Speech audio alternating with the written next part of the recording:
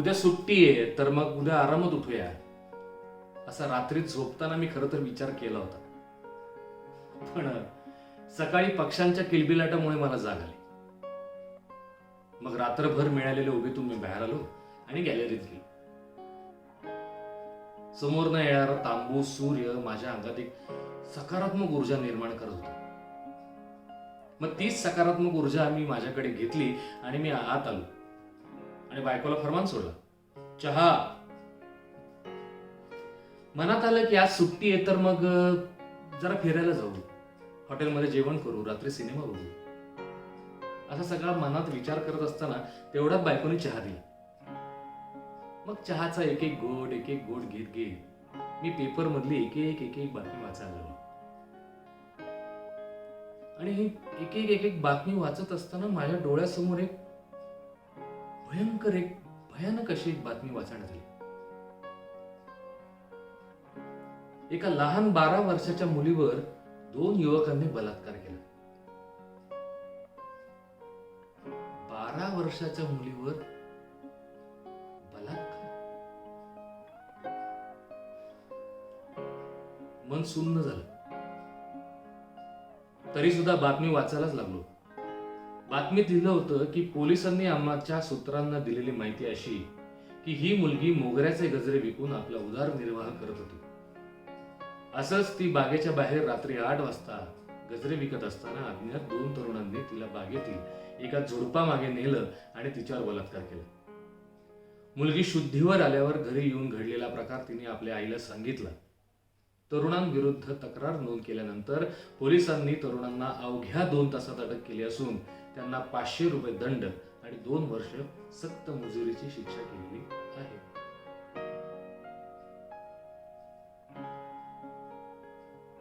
हे वाचून मन सुन्न झालं.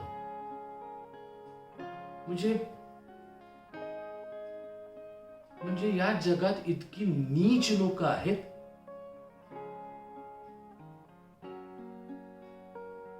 म्हणजे एक साधं सरळ आयुष्य जगण्याचा प्रयत्न करणाऱ्या मुलीबद्दल किंवा तिच्या बरोबर हे असं कसं होऊ शकतं.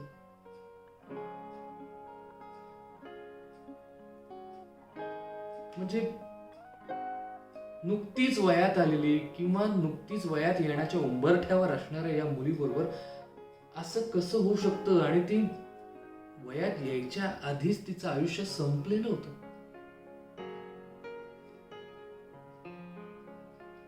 स्वप्नांचा चुरा झाला असेल तिच्या.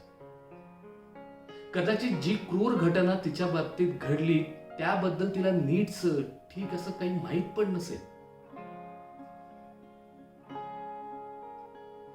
तिच्या घरच्यांना काय वाटलं असेल. म्हणजे तिचं पुढं काय होईल, तिचं पुढचं आयुष्य कसं असेल असे अनेक नाना तऱ्हेचे विचार मनात आले. पण सो कॉल्ड सुशिक्षित नागरिक म्हणून माझ्या मनात विचार आला, आपल्याला काय करायचंय, जाऊ दे ना. असं म्हणून मी मनात आलेले सगळे विचार झटकले आणि मी पुढच्या कामाला लागलो. काही तासांनी आमची भांडीवाली बाई आली. म्हटलं ठीक आहे. पण ती आली ते डायरेक्ट माझ्या बायकोच्या पायापाशी येऊन ढसा रडायला लागली. मला काहीच कळेना की एकदम तिला असं काय झालं. म्हणून मी पटकन बाहेर आलो आणि तिने जे काही सांगितलं ते ऐकून माझ्या पायाखालची जमीन सरकली. जी बातमी मी पेपरात वाचली होती ना, ती आमच्या भांडीवाल्या बाईच्या मुलीबाबतीतच होती. मगाशी मी विचार केला की जाऊ दे ना, आपल्याला काय करायचंय. पण आता या सगळ्या गोष्टींचा मला ना कुठेतरी एक फरक वाटत होता. संताप येत होता, राग येत होता मला. पण त्या बाईला मी पैसे देण्याशिवाय दुसरं काहीही करू शकत नव्हतो. मी तिला पैसे दिले आणि काय झालं, कसं झालं, कधी झालं, कुठे झाले अशा निरर्थक गोष्टींचे प्रश्न तिला मी विचारले. आणि तिने सांगितलं की रात्री अंगणात गजऱ्याची फुलं वेचत असताना हा सगळा प्रकार घडला.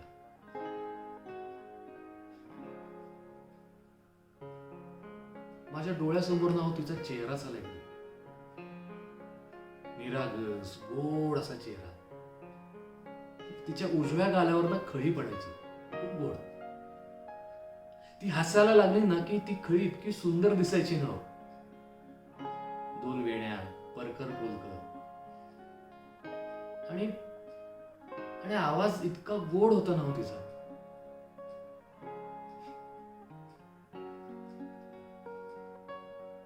काय बोलावंच कळलंच नाही. म्हणजे एवढं सुंदर लेणं एखाद्या परमेश्वर एखाद्या मुलीच्या पदरी टाकतो, पण मग हेच सुंदर लेणं ओरबडण्याचा हक्क कसा काय मिळू शकतो कोणाला? बर, हा सगळा प्रकार जो घडला तो ज्या मुलांनी केला ती मुलं 20 ते 21 वर्षांची होती.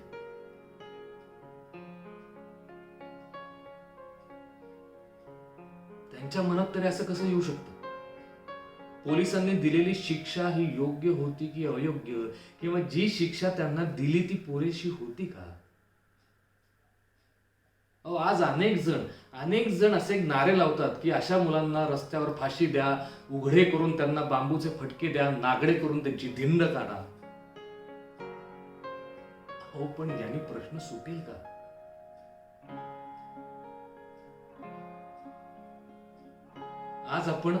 आज आपण मुलींवर बंधनं घालतो, पण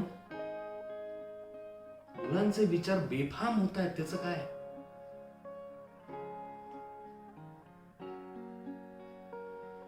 खरंच काही सुचत नव्हतं.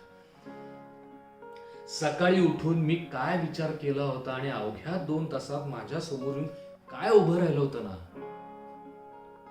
याची सांगडच घालता येत नव्हती. राहून राहून त्या मुलीचा चेहरा डोळ्यासमोर येत आणि नकळत माझ्या मनात एक विचार आला की जी मुलगी स्वतः कष्ट करून दुसऱ्याच्या आयुष्यात सुगंध पसरत असते, त्या मुलीच्या आयुष्यात दुर्गंध का? मोगऱ्यासारखी सुंदर सुबक सुगंधी अशी फुलं वेचताना दुसऱ्या कोणीतरी येऊन क्रूर पद्धतीने तिची आबरू वेचावी अशी परिस्थिती परमेश्वराने का निर्माण केली असेल? पुढे जाऊन तिच्या घरच्यांना मोगऱ्याचा सुगंध जाणवू शकेल? आज ती मुलगी परत मोगरा वेचायला येईल? आज या घटनेमुळे त्या मुलीचंच आयुष्य काय, पण तिच्या घरच्यांचं आणि बिचाऱ्या त्या मोगऱ्याचंही आयुष्य पणाला लागलं होतं.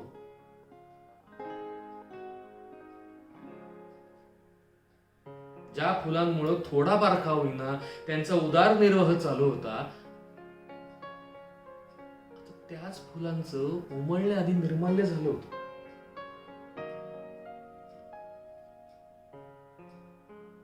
आता ही फुलं त्यांच्या आयुष्यात कधीही आनंद देऊ शकणार नाहीत. जी फुलं एखाद्या शुभ कार्यासाठी वापरली जातात, ज्या फुलांना शुभ मानलं जातं ना, तीच फुलं आज काय तोंड दाखवतील?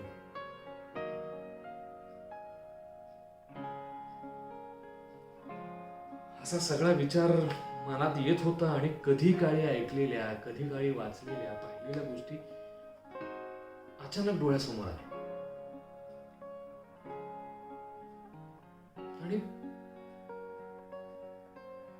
आणि माझ्या लक्षात आलं की या सगळ्या घटनांमागे 2 गोष्टी कॉमन आहेत. एक मोगरा आणि दुसरी रात्र.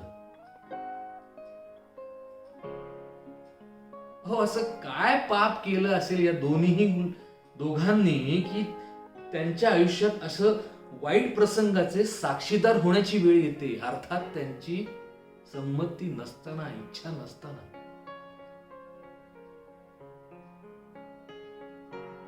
अनेक पिक्चर मध्ये बघितलं असतं की एक सुंदर नखशिकांत नटलेल्या महिलेच्या बलात्कार होतो, किंवा तिचाच नवरा तिच्यावर जबरदस्ती करतो आणि या सगळ्या महिलांच्या केसात ना मोगरा मांडलेला असतो. बर, काही प्रसंग दाखवता येत नाहीत म्हणून काही सिम्बॉल वापरतात ही लोक.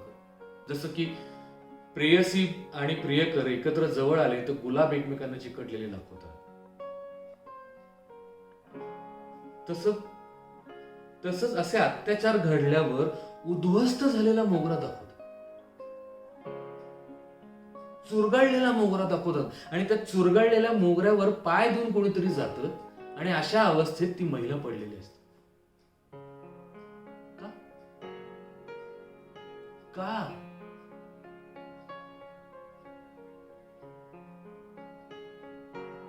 मग या सगळ्या गोष्टींमध्ये बदनाम कोण? तो पुरुष, ती महिला, का तो मोगरा की ज्याच्या सुगंधामुळे तो प्रेरित झाला? निर्माल्य कोणाचं झालं? फुलाचं का त्या महिलेचं?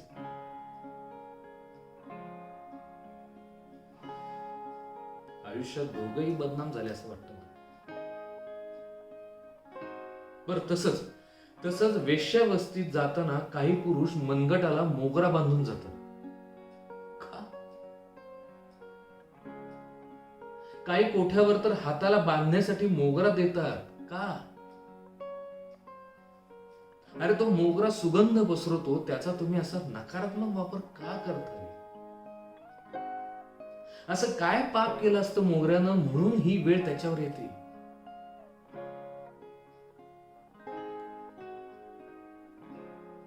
अशीच एक बातमी वाचली की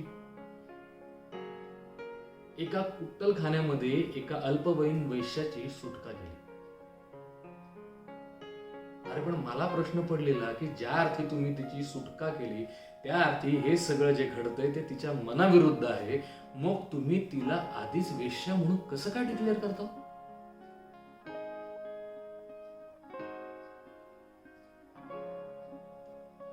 बर, अशी एक वेश्या दाखवा की जिच्या केसात मोगरा माळलेला नसतो.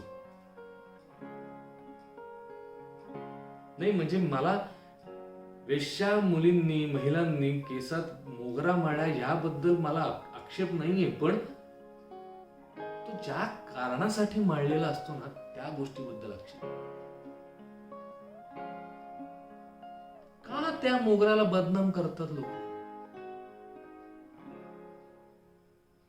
ज्या गोष्टी वाईट आहेत त्या गोष्टींसाठी प्रत्येक वेळी मोगराच का साक्ष असते?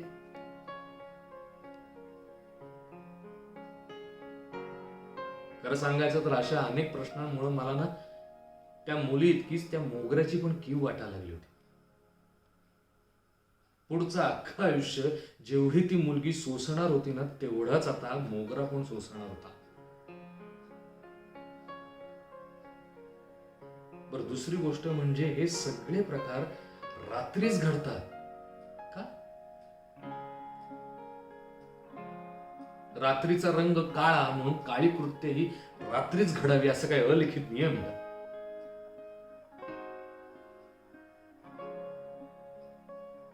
नाही म्हणजे आता तुम्ही म्हणाल की वाईट गोष्टी दिवसा घडल्या तर तुमची काही हरकत नाही. नाही नाही, वाईट गोष्टी घडूच नाही असं माझं म्हणणं आहे, पण ज्या वाईट गोष्टी घडतात त्या सगळ्या जवळजवळ सगळ्या या रात्रीच घडतात. का?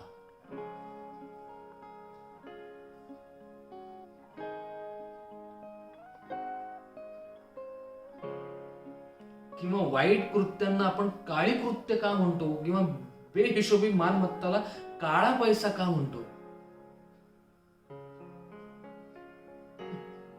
म्हणजे रात्रीचा रंग काळा म्हणजे रात्र वाईट.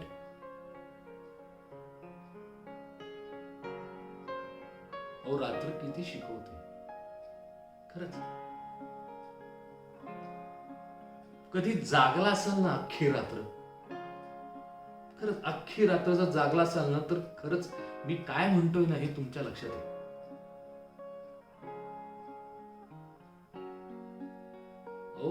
चंद्राच्या साक्षीनं आणि त्याच्या सहवासानं गार झालेली असते रात्र. काळ्या कांतीवर पांढरे ठिपके सजवणारी रात्र. बर, ही रात्र आहे ना, ही सकारात्मक पण नसते, नकारात्मक पण नसते. ती एका तरल अवस्थेवर असते. पाप पुण्याचा आढावा घेण्यासाठी असते रात्र. दिवसभर थकून भागून शांत बसलेल्या माणसाला एक आधार देणारी असते. कोणी नसेल ना त्याच्या बरोबर, तरी ती रात्र ना त्याचं दिवसभराचा कामाचं कौतुक तरी करत असते किंवा शिवा तरी घालत असते. आपले विचार शांत करते रात्र. रात्रीची झोप शांत लागते, कारण अंधार असतो आपली काळजी घ्यायला. विश्रांतीमध्ये कोणी लुडबुड करू नये म्हणून वारा सुद्धा शांत वाहत असतो, आणि त्याला शांत करण्याची ताकद ही फक्त रात्रीत असते.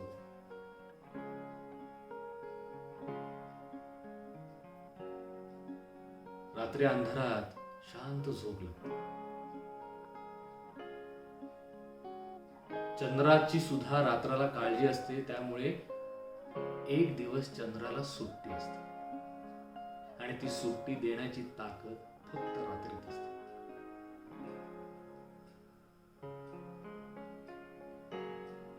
अशी सुंदर रात्र अशा काही वाईट लोकांच्या कृत्यामुळे ना बदनाम होते.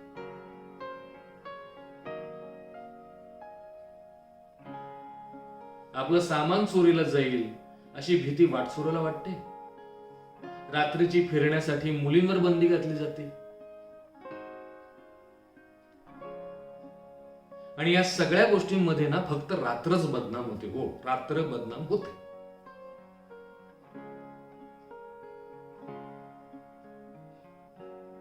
ज्या काही गोष्टींकडे कधीच सकारात्मक बघितलं जात नाही ना, त्यामध्ये रात्रही असते.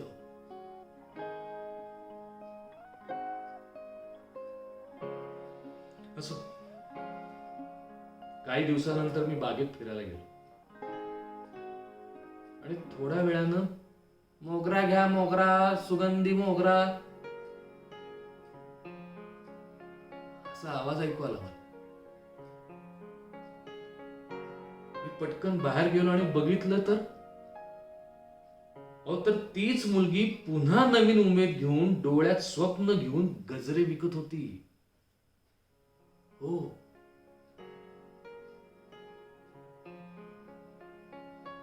तिच्या चेहऱ्यावर झालेल्या प्रसंगाची हलकीशी झार होती, पण उमेद मात्र कायम होती.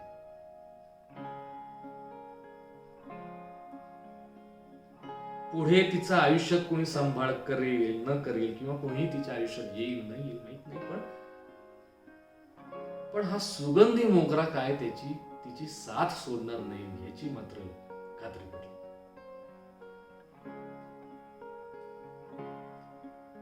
आणि अर्थात झाल्या प्रसंगाला ती सुद्धा कधी मोगऱ्याला दोष देणार नाही हे नक्की. हा सकारात्मक दृष्टिकोन घेऊन मी निघालो, आणि मनात आलं की रात्रीचं काय हो, ती तर बदनामच आहे. ती तेव्हाही बदनाम होते आणि आजही बदनामच आहे. याचं उत्तर शोधलं पाहिजे.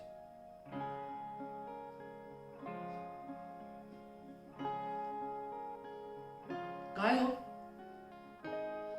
त्या रात्रीला त्याच्या स्वतःच्या अंधाराची भीती वाटत असेल का?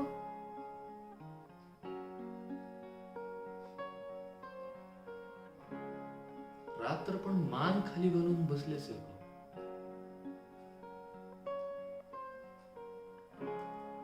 असा अनेक गोष्टींचा विचार करता करता आम्हाला काही 4 ओळी सुचल्या. दाटल्या अंधाराला लाभली चंद्राची कोर, दाटल्या अंधाराला लाभली चंद्राची कोर, तरी म्हणती सारे त्याला तू एक चोर. पौर्णिमेच्या चंद्राला लाभे अनेक छटा. पौर्णिमेच्या चंद्राला लाभे अनेक छटा, तरी का रे त्याच्यावरी बाबळीचा काटा. आभाळातून धरणीवर पडे शीतल छाया. आभाळातून धरणीवर पडे शीतल छाया, तरी का रे डागाळली त्याची सुंदर काया.